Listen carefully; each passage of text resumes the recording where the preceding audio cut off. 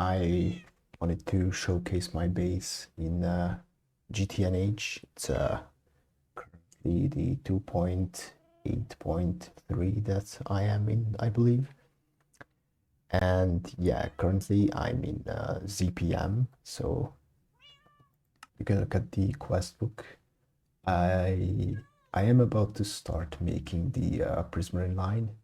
I was just about figuring out how to get, everything, how to get strontium for the Prismarine line. I actually got it from this meteor ritual. And yeah, I mean, I just wanted to show where I'm at currently. I apologize for the low FPS, or yeah, it's not the best computer that I have, but well, anyway. So I am in the personal dimension. This is the map view. Okay, I don't know why it's not changing to daytime, but whatever.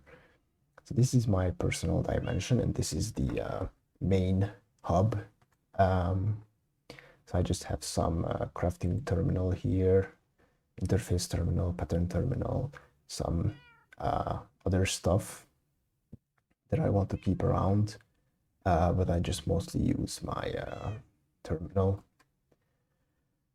And I got a little bit of bucket list to do here.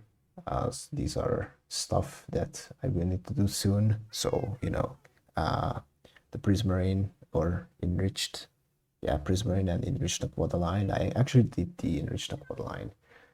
Yeah, I have to do the beam line, redo the fusion reactor, etc. And yeah, it's nice and spacious here. There's actually not a lot. I initially planned on putting a lot more stuff here, but I didn't end up doing so. But yeah, this is where I enter from the personal dimension, or yeah, through the portal. And in the front, we just have main hub, and up here is where I have my clean room. This is just some old stuff that I forgot to remove. But yeah, you can actually use this ethereal glass from extra utilities so that you can just go through and you don't need the door, you don't need to teleport inside or whatever. It's pretty handy. And yeah, the clean room is actually pretty small. There's not a lot going on here. It's mostly just, this doesn't even have, oh yeah, no, it's a dual interface P2P. I think, yeah.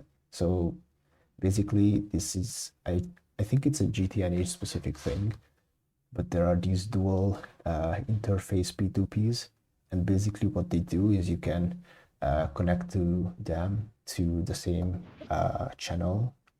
I'm not sure if I can show it. No, maybe this way. No, okay, whatever. But they essentially connect to each other, and if you have patterns in one of them, then they will do parallel crafts. So the first, like when you order, let's say, we can try it actually. So for, let's say, the 64K component, I actually have 32, but whatever, I can craft another 32. What should happen is that some items are inserted here, and then the next one here, and here, and here. And so with 4 machines, you can craft 4 times as fast, essentially, which is pretty handy. Might take a while, actually. And yeah, I just have some other stuff here that I occasionally craft. I don't think I even need this anymore, but just have it because why not? And yeah, some more stuff. Yeah, this has just a couple patterns, but I think that in the future I will need to do the biolabs, which is this one, for instance. And yeah, I need this for a couple of stuff. which I believe will require clean room, maybe. Maybe not. But yeah, I know that in the future I will still need the clean room. But yeah, I'll just wait for this to finish up. It's actually going pretty quickly. Yeah, I will showcase my auto crafting setup as well in a bit. Crafting a lot of heavy. Oh yeah, see, so it's parallelized, so it's being like 4 of them are being crafted at the same time, which is pretty handy, especially when you need a lot of stuff. And these things, I don't believe they can be, well, they can be made in a multi-block, but that's another story. Anyway, so that's the clean room. Now up here I just have some what is it called? The crafting storages. Yeah, not much. And some level maintainers for some of the things. And even down here I have some smaller crafting storages. And I have these here just so that I can expand it in the future. I believe it's, yeah, no, it's empty here. Okay.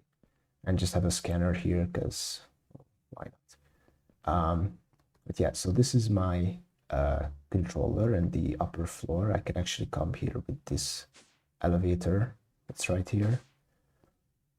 And this is where I have my A2 storage. I have 2 cats. Yeah, just some other stuff that I occasionally use. So workbench, disenchanter. And then this is the main controller. I can actually showcase the channels, yeah. So you can see that it's all spread out. And gosh, it's a bit hard to see like this. I'm not even using that many P2P tunnels yet, but that might change in the future. And this is the subnet that is handling the distribution of the channels. Yeah, okay. So if we go down, this is so in here what I have is just a storage bus, and I believe there's also a fluid storage bus. Yes, on a dual interface. So this is a subnet, this one, and this is my storage subnet. So everything is being stored in a subnet, and in that subnet there are subnets for various other things. So for example, this side on the left, this is my access item storage. So this is what I just store. This is where I store all of the random junk that I have. I will probably need to clean this because I just realized that I have a bunch of coal and cobalt. So these, so from things that I have a lot of, I store them here. So this is my bulk storage. This is another subnet on the storage subnet. And here I have, yeah, just filters for everything that I store in bulk. So when I open up my terminal, you can see that I have 4 million carbon and glowstone and sand, 3 million. These are all stored in here. And there's an ME chest with a void storage cell, which immediately deletes any overflow so that the system is not clogged up. And then on the right side, it's essentially the same thing, but with fluids. So this is all of my fluid storage. And this here in the middle is some essential storage. But this is just for random fluid storage. So like, I don't know, milk or just some stuff that I have a small amount of. But on the other side, this is where I store my fluids in bulk. So this is everything filtered. And when I open up my terminal, it goes to the fluid terminal. So this is why I have so much of various fluids. They are all stored in here. I would probably need to upgrade these because yeah, I mean, 1K, there are still some 1K storage cells here, which is insufficient at this point, I think. Okay, then, so that's for my A2 storage. And here I just have a little rocket museum full of the rockets that I have. I am currently using the tier 5 rockets, and I believe I can make the tier 6 rather soon. And when we, yeah, and this is just for future proofing. If I would need a lot more ME drives, I could just put them here and have a lot more storage, which I might need in the future. And yeah, this is just my singular LSC, so the Laplatronic supercapacitor. I will show you my power production as well. I'm making almost 2 million EU per tick, which is actually starting to be insufficient, and I will need to upgrade my power generation. But yeah, there's that. And yeah, when we actually come back here, this is just some decorational stuff, some other things that I occasionally use. And on the left here, there's a small like trophy room. I actually started this world in July of 2024, so it's quite old, but my current play time is only, well, only, yeah, almost 900 hours, so 860 hours. So I'm not, yeah, I sometimes have to stop playing and focus on other stuff, but yeah, this is just my trophy room. I really like these trophies, actually. I like collecting them. The most recent one I had was this one for the Demon Portal from Blood Magic. Yeah, also the Gaia one, a bunch of others. I'm not going to go through all of them. And then on this side, there's a small other project that I'm doing. So here are some, oops, didn't mean to break it. It's just the Twilight Forest trophies. And here I'm just crafting every single armor in the game, because why not? Yeah, I know there are a couple that I'm missing, but yeah, I'm just, yeah, why not make these and have them showcased here? But yeah. Okay, then. I believe we can go and take a look at my power generation next, which is pretty important. It's actually down here. And these are 16 MOX vacuum nukes that I'm using. I actually also have this travel anchor, so I can just quickly, you know, travel back and forth. But yeah, this is using the this machine inventory managers from Steve's factory. The whole setup is with SFM, but yeah, there's this. It's on the. I think it's available on the official GTNH Discord server, so I'm not going to go through the setup. But basically, what it's doing is using Steve's factory manager to insert and extract the coolants and the rods, and then you can see that. So I'm a bit too close, but yeah, these are all MOX rods with 360K NAC coolant cells, and each of them is making a bit over 100,000 U per tick, and all of them are at 98% core temperature. And the fuels or the coolants are inserted here to be cooled, and then these chests are just buffer chests. Yeah, so this is coolant input, coolant output, fuel output, fuel input. And here, oh, actually, I have a Blizz here. This is just, I used to have what do you call it, a stable oil golem here, and I just had this set up so that I could make a bunch of uranium, which I have a ton. So, and now I switched it to a Blizz because, yeah, I will want to get the Gelid Cryotheum. So that's another thing for the future. Okay, then that's the power. And yeah, so to distribute the power, for now I'm just using these LUV superconductor wires, but soon I would need to have the active transformer, and then use the active transformer with the what do you call it, the optical cable or optical fiber cable, I think this is it. Yeah, with this one to distribute power, laser based power in the base.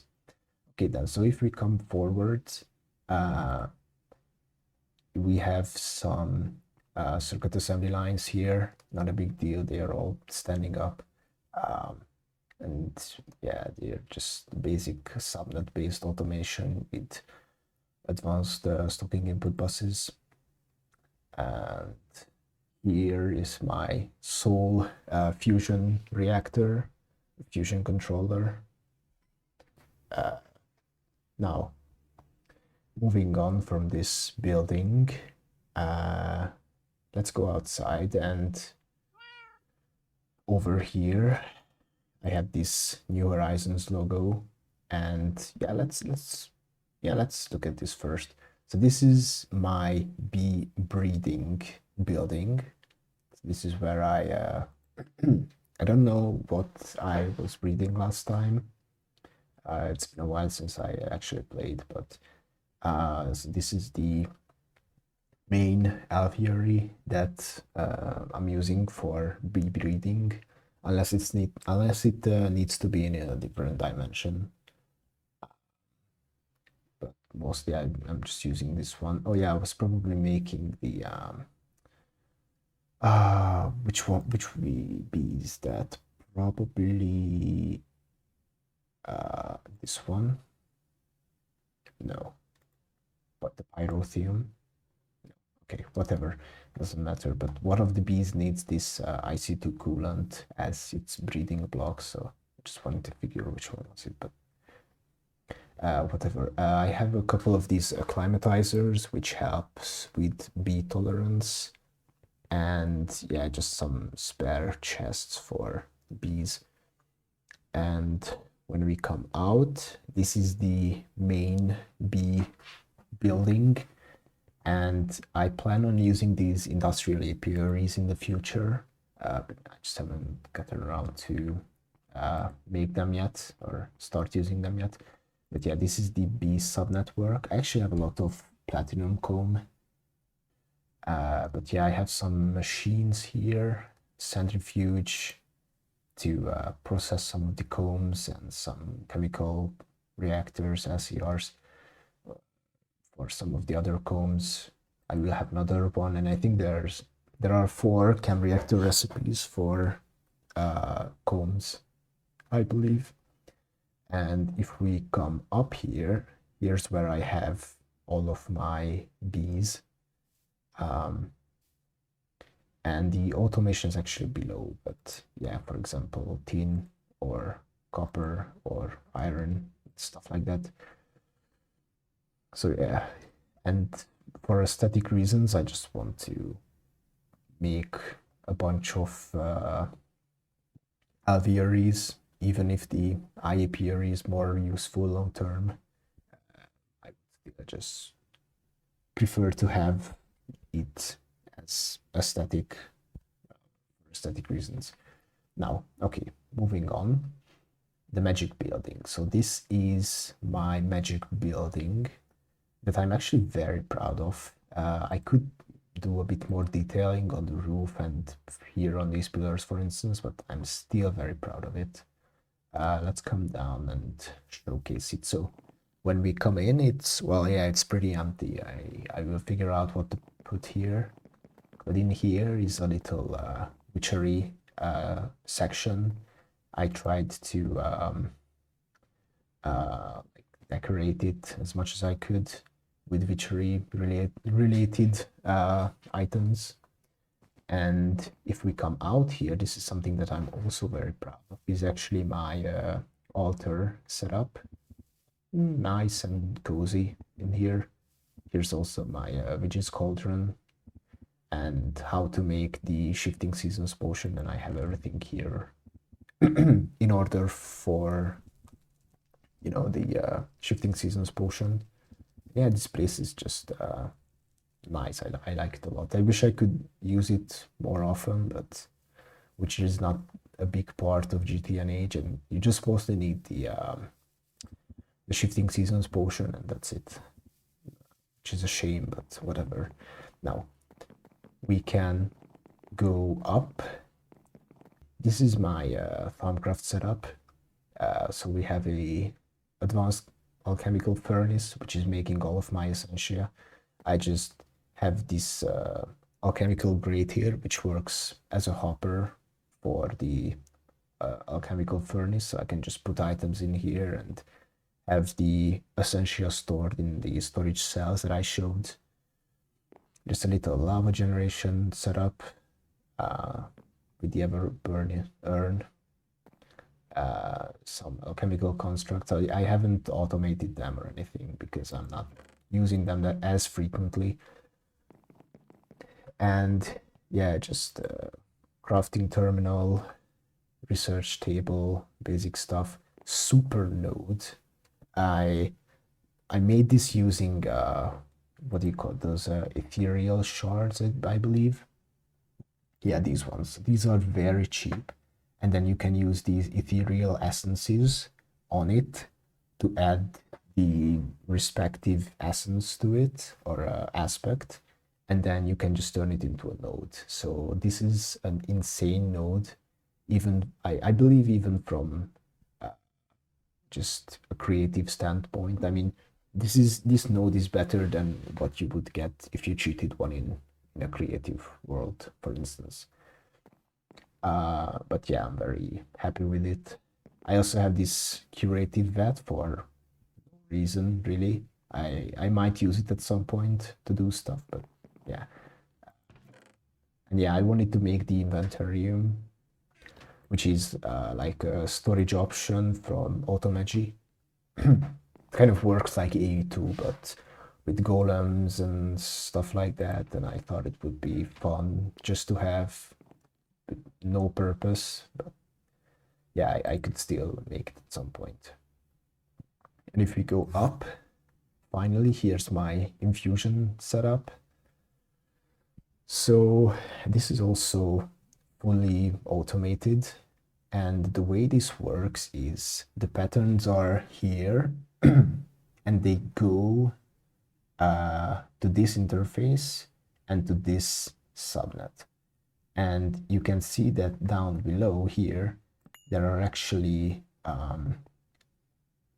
storage buses below each of the pedestals, and the priority is different for each of them. I believe it goes like this is the highest priority, and then it goes counterclockwise to decreasing priority or something like that.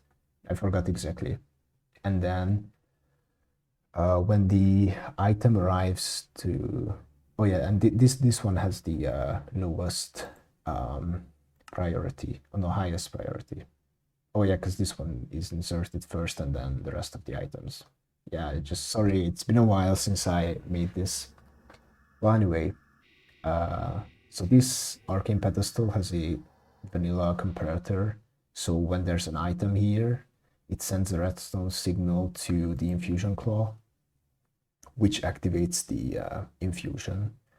And then the item is just exported with an item conduit. And this is the annoying part, but I have to, when I'm making a new recipe, I just have to change the filter so that it pulls the proper item out. There are probably better ways to do it, but I honestly did not care that much. I just wanted to be, I wanted it to be semi-automated.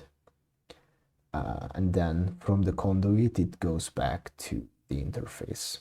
So there's that. It's very simple. Now, we can go back down because there's one other thing that I want to show in the magic building, which is this part down here. So this is my blood magic setup. And yeah, I have this tier 6 altar, which I made rather recently. and I believe this is the Transcendent Orb, yeah, which is the best one I could make, the best one I can make at this point, because I believe the next one is the Eldritch Orb, which needs Gravistar, and this needs Neutronium, which I guess I could make. Yeah. Oh no, yeah. This is what I will need the Prismarine line for. So I'm not getting the better orb, which is the Eldritch Orb, before I'm making the Prismarine line.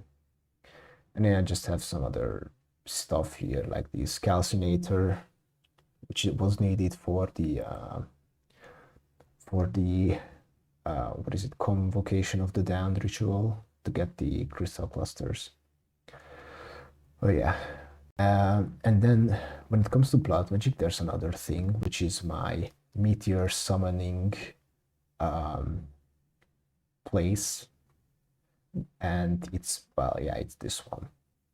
So the idea is that there is the Mark of the Falling Tower ritual right here, and I wanted it to be automated, but whatever. I just pull this lever, and this redstone transmitter gives a signal to each of these arcane boars, and the boars have a void pickaxe with efficiency 5 and a 1 focus excavation, and yeah, it just mines the whole meteor, and then all of the output is inserted into this interface, which goes straight to my ore processing setup, which I will show in a moment. And then when the meteor is finished, I just turn it off. There are ways to automate this, but I did not care that much. Also, an issue with this setup is that some of the meteors are too big, and then they come like here, and they are not being mined out by the arcane boars, but then I just use my bound pickaxe, just do it manually. But yeah, that's the and these meteors are awesome. I mean, I love using them, and they give so many good resources, and it's insane how good these meteors are. But anyway, so when it comes to magic, there's one last part, which is the Botania setup. And yeah, well, there's not much to show here. This one is the new Botania multi-block, which is the Mana Fountain and the Fountain of Alchemy. And there's another one, I believe, which is, Fountain of Conjuration.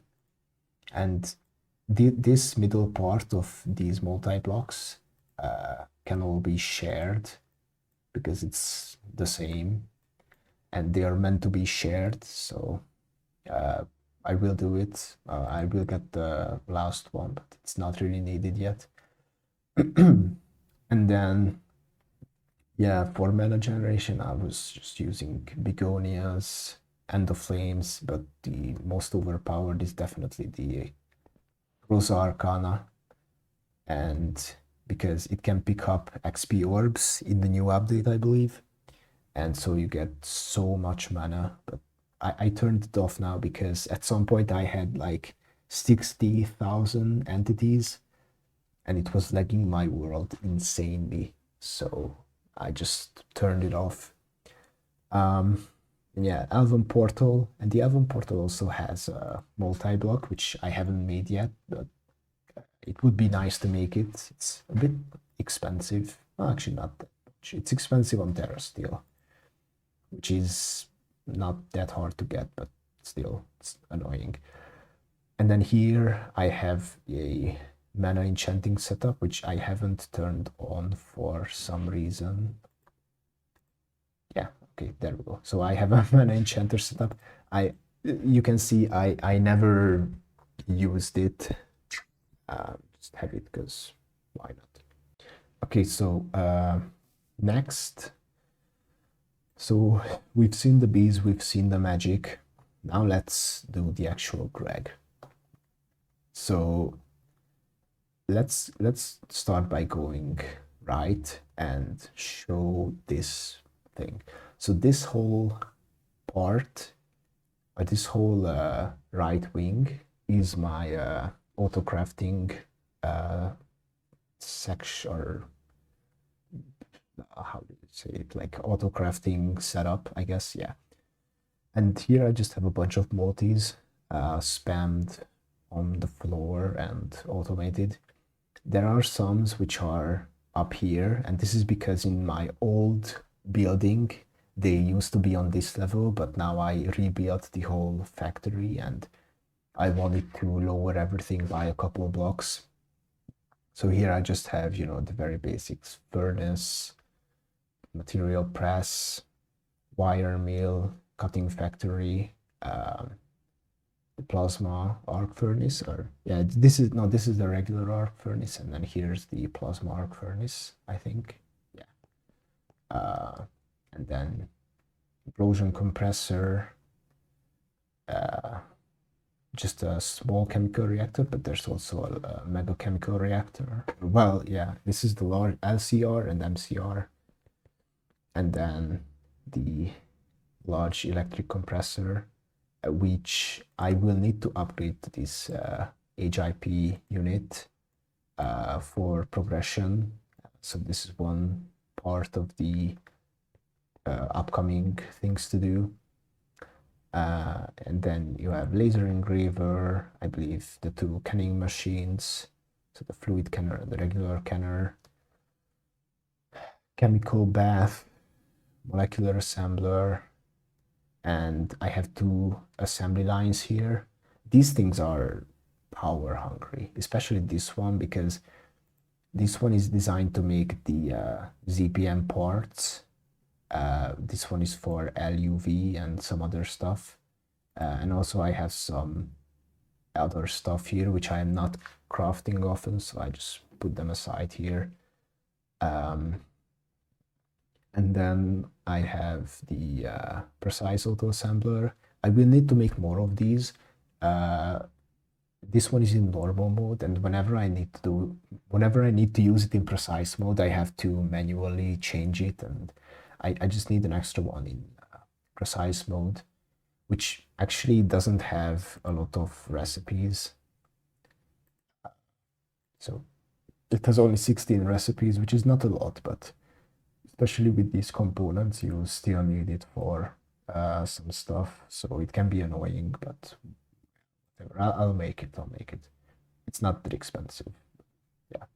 So then we have the polarizer, fluid extractor, the fluid shaper, which is ridiculous. Yeah, hammer. Yeah, what is it, forge hammer or hammer? It's been genuinely so long since I've played. Yeah, forge hammer. I forgot the names of the multis. Mixer, autoclave, and yeah, this is for auto crafting. And then there's also this other building, which is for all of the EBF recipes. And I have 4 set of quad vulcani. I guess that's the plural of vulcanus. And well, yeah, these work as regular EBFs, but they consume where is it? Pyrotheum, blazing pyrotheum, during their operation. And yeah, you just need to supply blazing pyrotheum. And blazing pyrotheum is one of the fluids that I'm actually keeping in stock with the level maintainer. I didn't feel like automating it, so I just have a level maintainer to maintain its levels. And then what I have here is, I believe this is for, oh yeah, we can come down here. This quad is for circuit 11. Then I have one for circuit 1, circuit 3, and I don't think this is implemented yet. I would need to check.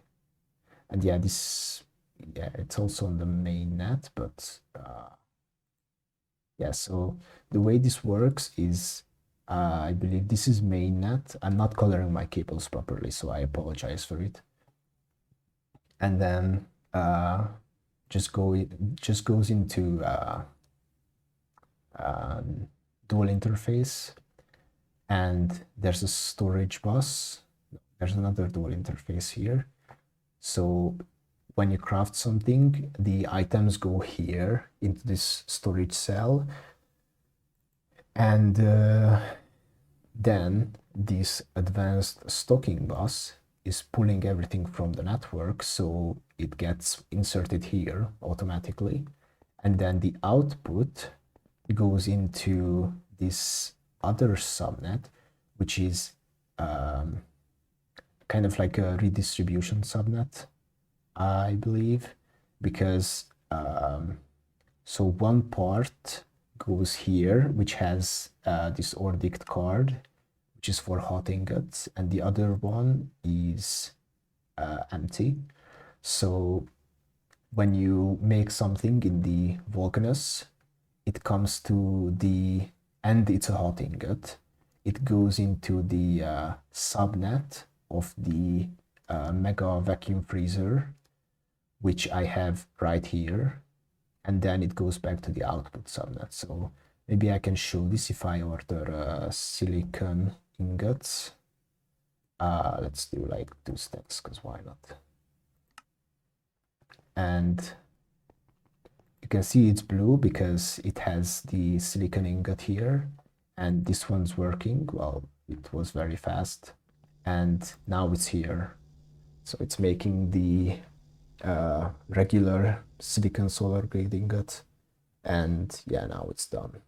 It's pretty fast, but I mean, at this point, the silicon ingot is a very slow or very fast recipe, and there are other recipes which take significantly longer. But anyway, this is my EBS setup, and this was the whole of auto crafting. So let's go to the other side. I often just fly over my base like this, but yeah, there's also this road, which is it's to the left, the main building. And so first of all, we have the ore processing facility. So here I have, you know, maceration stacks, centrifuges, electrolyzers, dehydrator, thermal centrifuges. These are just furnaces, chemical bath, sifter, and the way this works is up here is the whole setup. And this was done before the wireless hub was introduced, so that's why I have a bunch of wireless connectors. But basically the items, I believe, come, I can see it.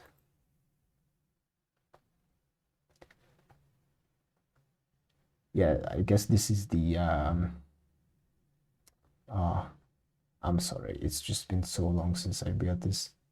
Oh yeah, there's the oh yeah, this is an item pipe which should go into an interface, and basically there's this subnet, which is a distribution subnet. So all of the products are being distributed between the machines, so you can see that what goes where. And whenever I want to do something, I just put it here, and then this has an ORDICT card, and then yeah, I can just process whatever. Not everything is implemented yet. For example, the dehydrator. Oh no, the dehydrator is implemented. Okay, then. And there's also this trash subnet because I get so much junk. Yeah, I don't need these, so they are just deleted with this void cell. And then each machine has its own subnet, which contains a drive with cells, and then the machines themselves have a an advanced stocking bus below, which pulls everything from the network. So maybe we can see it from the sifter. So yeah, this is the advanced stocking bus, And this comes from the subnet of the sifter, and this goes to the redistribution subnet. And then all of the outputs, there's also this output subnet. Where is it? Yeah, this one. So it's just, yeah, I have to output everything manually, which is a bit annoying, but there are not a lot of stuff. So yeah, this is my ore processing, and then there's some other ores that I haven't processed yet, which honestly I don't need these, but I keep it because why not? Then if we come back here, this is my chemical building, and honestly this is for just random junk that I have to automate, and I don't honestly care enough to make it nice. So for example, here we have sodium bisulfate, sulfuric acid automated, silicon rubber automated. This I believe is nitrogen, yes. This is for indium. Actually, what's my indium supply? I wanted to check. It's all right. Okay. So this one is for indium. This one's for ammonia. I will need to upgrade the hatches on these because they are still EV, which is becoming insufficient at this point. We have.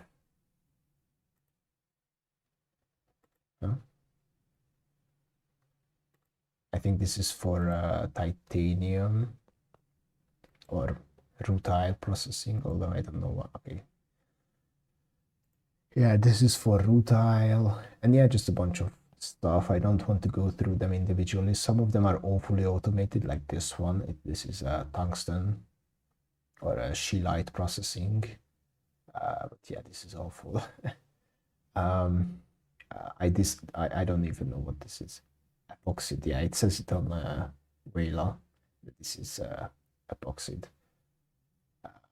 And yeah, here I have my chemical plant, and I just manually craft with it. I don't use it that often to care about automating it. I think this thing is awful to automate because there are so many circuit recipes, and especially with these catalysts, it's maybe there's a way to do it, but I'm not sure.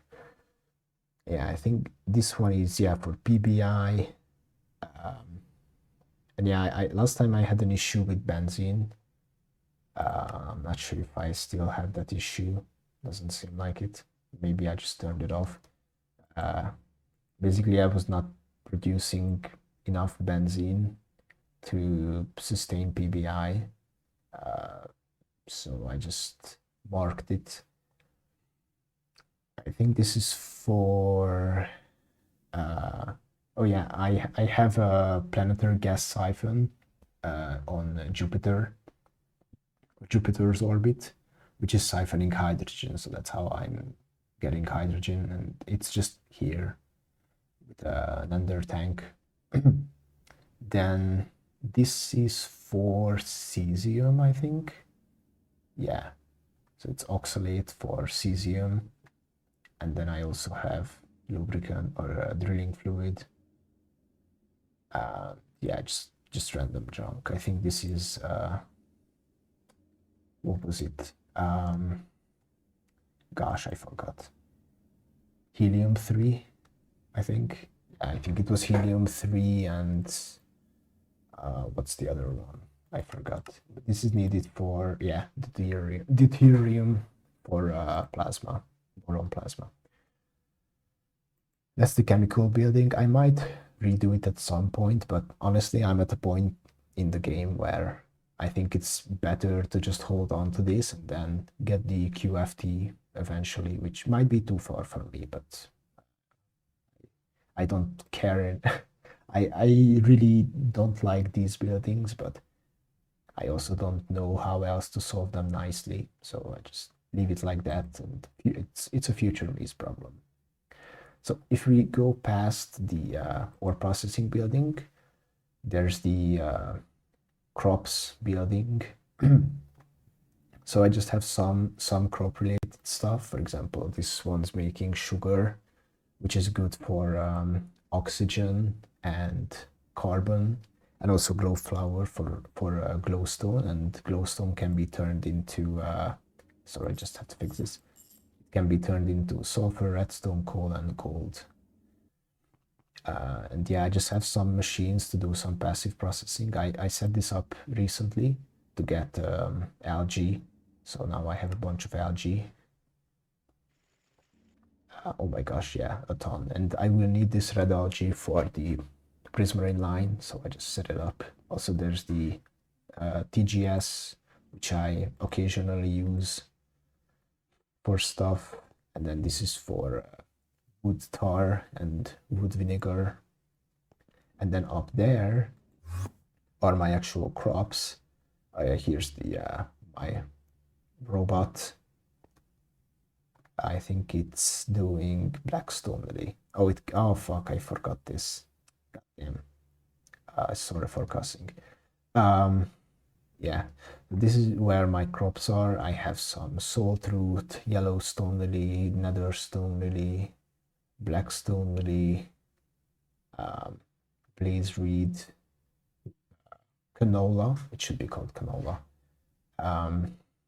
evil ore, which is actually giving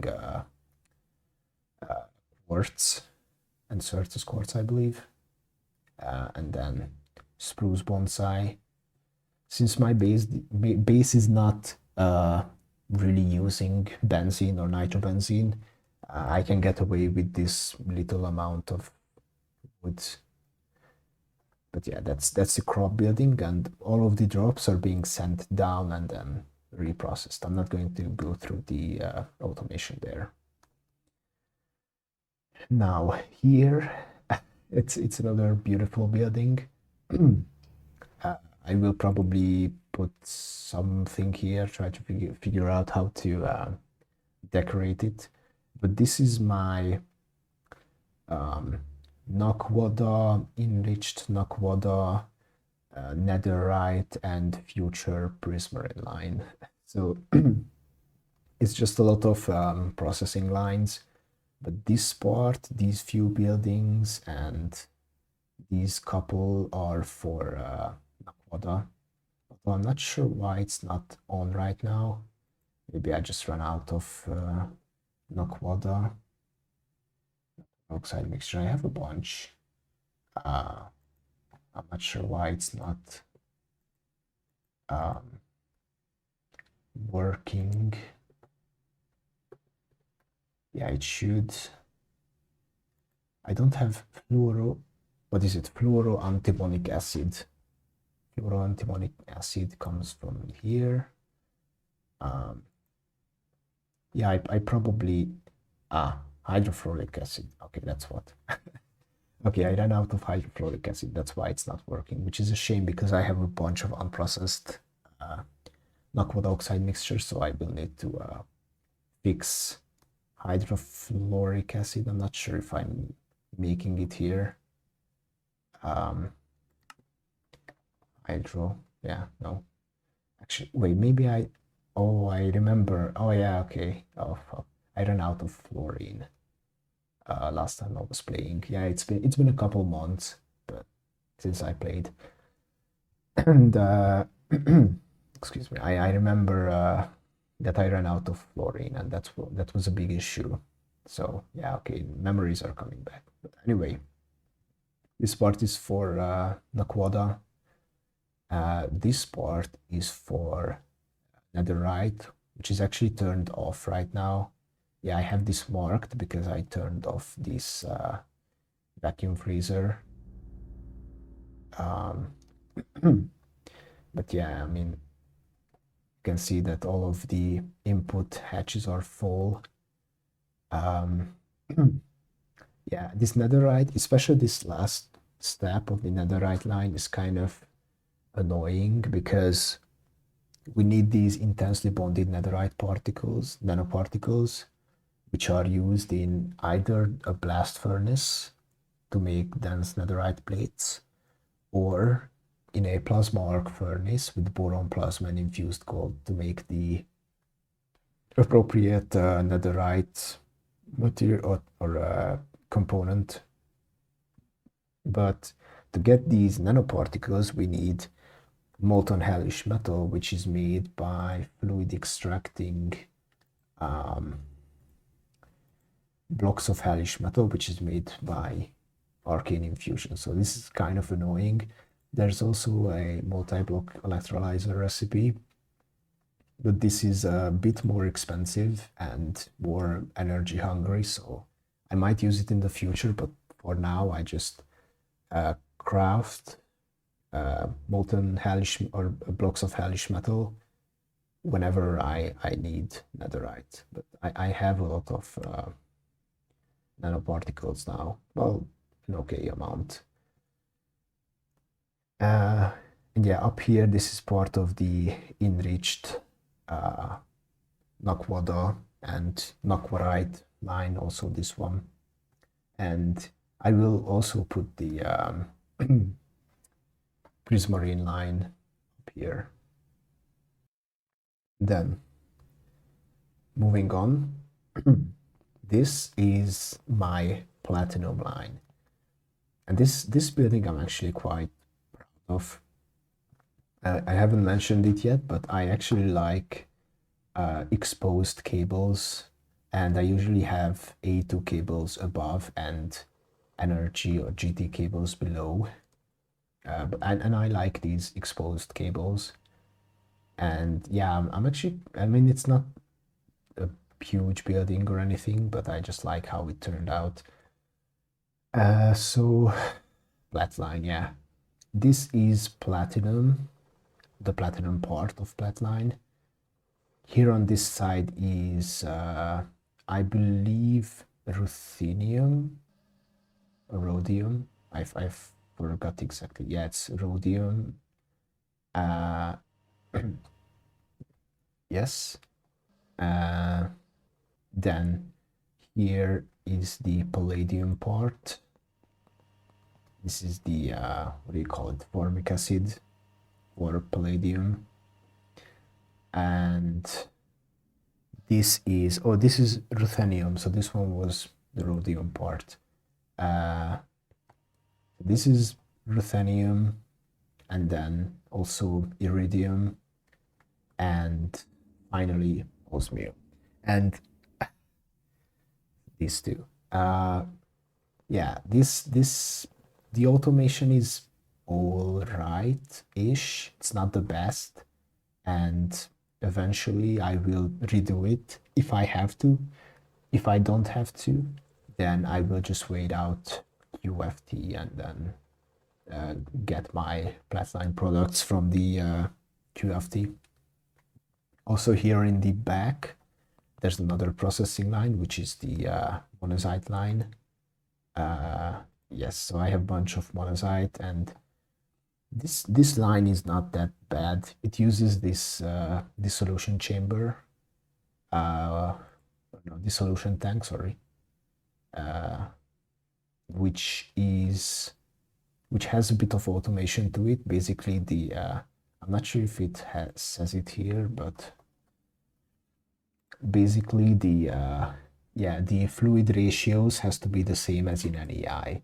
So, for example, yeah, for this recipe, for example, so it has to be 6:2 for the input of this. It can't be more than that, otherwise it will fail. Or yeah, for example, with this one, it has to be 9:1. And the easiest way to do it, which is very simple actually, is to have, that's Farmcraft, don't worry about it. So just to have a super tank with a fluid regulator, a high one, as high a tier as possible, fluid detector cover and a machine controller cover. And on the input hatch, you also have a fluid detector cover. And so the fluid comes in this case with a P2P connection. And I believe the way this works is that this machine controller cover controls the fluid regulator, which uses machine processing state, and it's set to 9,000 liters over 20 ticks, which is 1 second. So yeah, it even says it here. So each second it would input 9,000 liters. And whenever this one has 9,000 liter, which is set here, it outputs a signal. You can see that the power is 2, and then turns off the fluid regulator. So very simple. Same with this one. And then this other fluid detector cover is to make sure that the super tank has at least 9,000 liters in it, because otherwise it will put less and it will mess it up. But yeah, so this is the monazite line, very easy, and I know that a lot of people skip this, but this is so insane. It gives, most importantly, samarium, and look, I have 33,000 samarium, which is pretty good. Otherwise, you would get samarium from various ores, I believe, from this ore concentrate. Maybe, yeah, probably from here. But yeah, I 100% recommend. This is not that bad. So, doable. And then finally this other building, which I'm also very proud of how it turned out. It could use a bit more decorations, and I will work on it. But this is my water line building. So we go in, and here we have the water purification plant, which is the central multi of this processing line. And then, so we have the clarifier, which is simple to automate. It's actually similar to how I automate the fuel rods for my vacuum nuke setup. Basically, I have a storage bus that is insert only and has this report inaccessible items enabled. This is very important because if you have a storage bus with input only or insert only mode, you will not see what's on the other side of the storage bus. But if you enable this, you will still see it. And that means that if I look for, what do you call this? Activated carbon filter, sorry.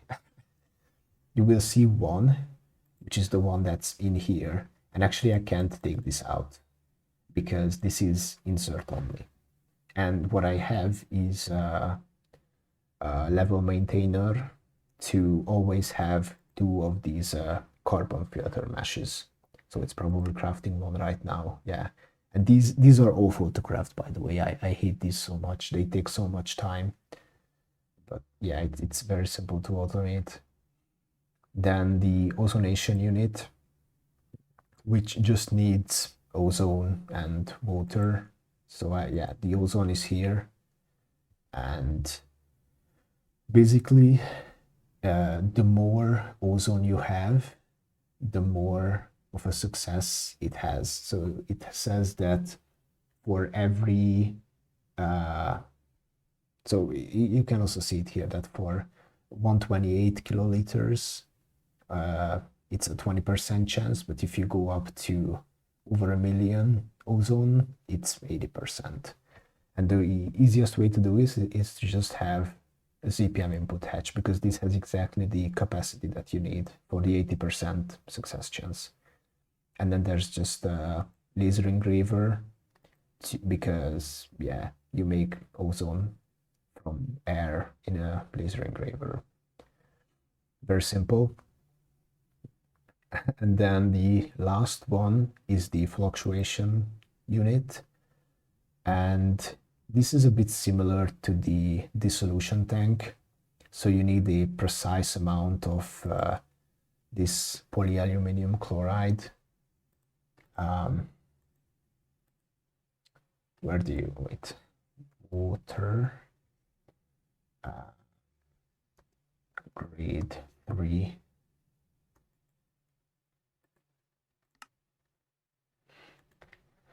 Yeah, so it says that, yeah, for each 100,000 liters of polyaluminum chloride, you get a 10% increase in success. So basically you need 1 million liters of polyaluminum chloride for 100% success chance. I think I have that now. Yes, it's here. And yeah, it's the same setup as the solution tank. So the fluid detector covers only activate if it has 1 million liters of polyaluminum chloride, and then this is actually outputting fluctuation waste fluid, which needs to be reprocessed into the polyaluminum chloride. And this is what is done here. So it's just 4 machines.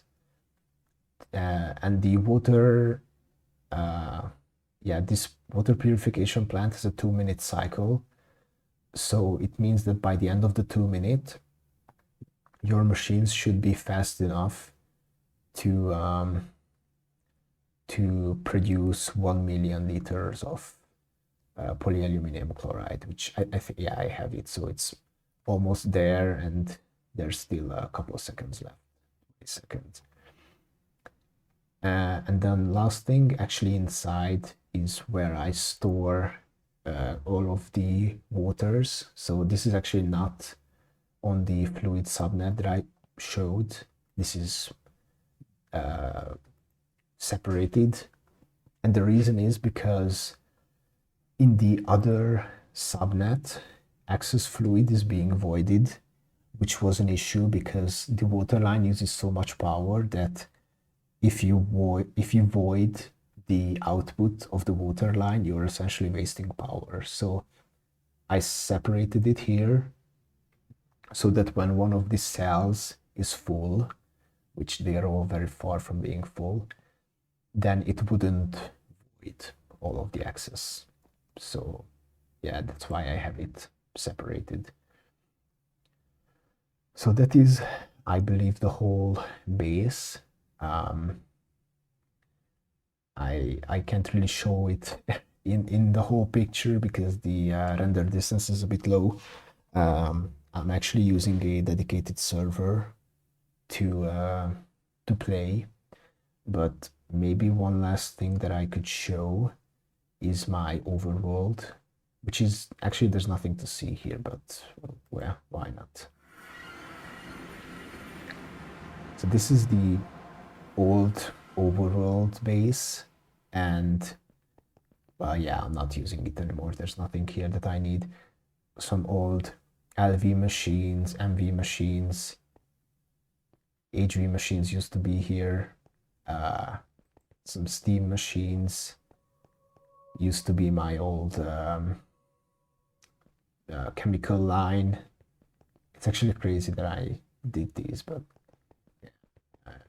old storage, tinkers, smeltery.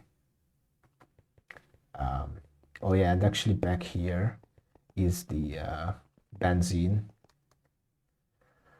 Or no, yeah, this is for benzene. This is the same setup that Threefold used. If you know him, you probably know. Like, if you know GTNH, you know Threefold. But this is the same setup that he used, and I got the schematic from his server, but I mean, it's not operational or needed anymore, so it just stays there as memory. Some other stuff down here, all tore down, and yeah, I'm actually a bit sad that I chose the personal dimension over this. Yeah, this is from the outside. It's very ugly, actually. I really don't like this. Yeah, this used to be my other magic building. So I had my infusion set up here. used to have my research station here and so on. But yeah, I regret going to the personal dimension, but this biome that I lived in, this oasis is so, I really don't like this. I'm sorry, but this is so ugly. And yeah, for that reason, I'm glad that I'm in the personal dimension. I have my rocket launcher pad here. This is where I fought the Gaia Guardian. And there's also this insanely large village, which actually wasn't like this before. But at some point, I had to load in a backup, and only the claimed chunks were kept, and everything else was regenerated. So it generated another village over an already existing village, and then it just became this insanely large village. It actually also has this dungeon in the middle, but there are barely any villagers. So yeah, it's just more of an eyesore actually. It's the Minecraft 1.7 generation is definitely something else. But yeah, I think that's it. Let's come back, and if you are interested, I can make more videos in the future. I was actually thinking about starting a series in GTNH and then showing everything that I do from the middle of ZPM and onwards. So if you like the video and if you would like me to make more videos with actual gameplay and things that I'm doing, then let me know, and then see you next time. Bye.